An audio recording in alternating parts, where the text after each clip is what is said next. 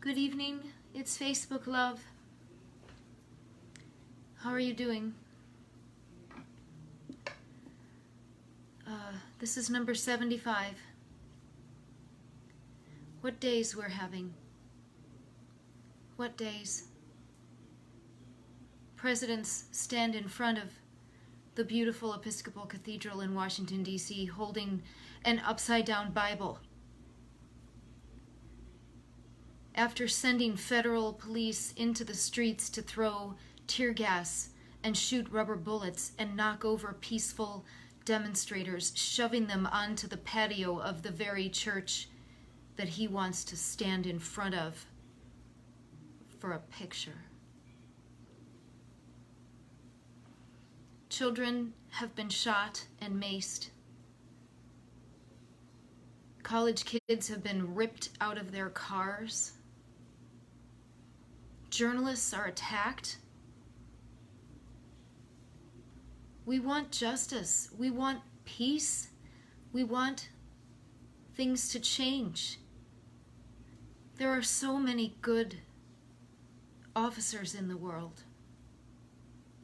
Please stop the ones who are behaving this way.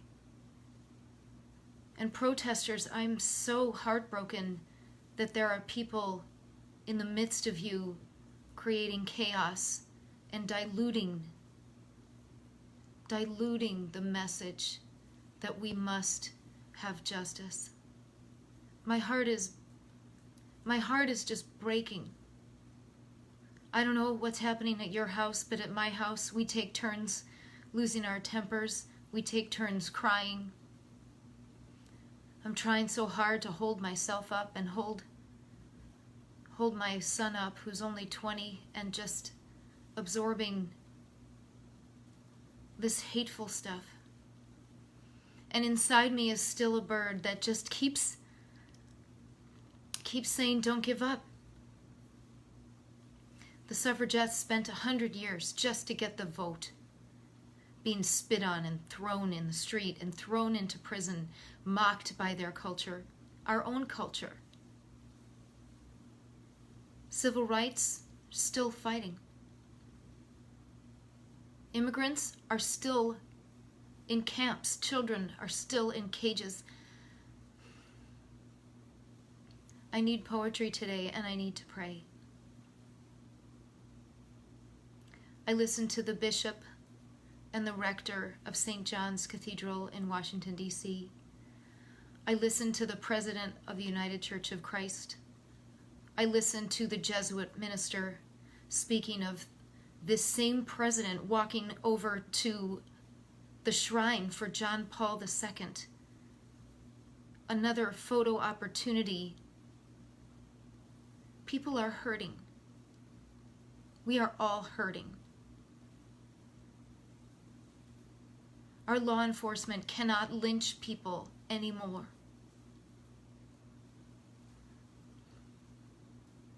I have 2 poems today.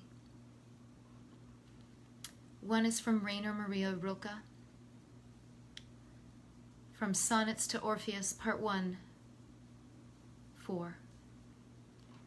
Breath, invisible poem. You who let yourselves feel, enter the breathing that is more than your own. Let it brush your cheeks as it divides and rejoins beside you. Blessed ones, whole ones, you where the heart begins. You are the bow that shoots the arrows, and you are the target. Fear not the pain. Let its weight fall back into the earth. For heavy are the mountains, heavy the seas. The trees you planted in childhood have grown too heavy. You cannot bring them along. Give yourselves to the air, to what you cannot hold. Breath. by Rilke.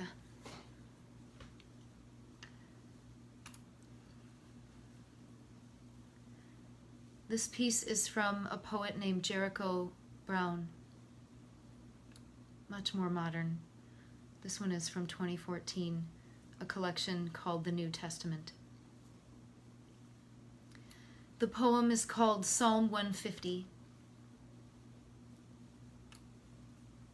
Some folks fool themselves into believing, but I know what I know once, at the height of hopeless touching. My man and I hold our breaths, certain we can stop time or maybe eliminate it from our lives, which are shorter since we learned to make love for each other rather than doing it to each other. As for praise and worship, I prefer the latter. Only memory makes us kneel, silent and still. Hear me? Thunder scarce, lightning lets us see. Then, heads covered, we wait for rain. Dear Lord, let me watch for his arrival and hang my head and shake it like a man who's lost and lived. Something keeps trying, but I'm not killed yet. Psalm 150 by Jericho Brown.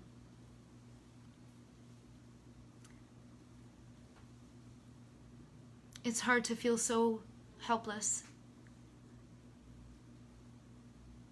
It's hard to know what the right thing to do is.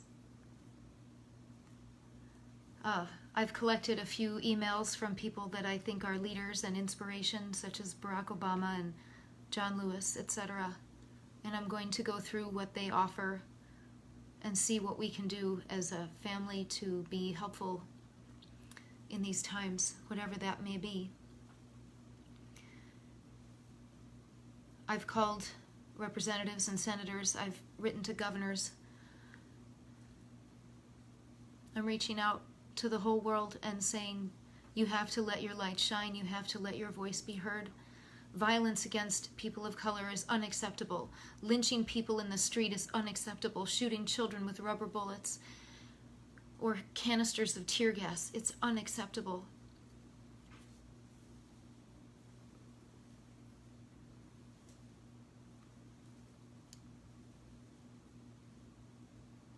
This is Facebook Love. I hope for a better day tomorrow.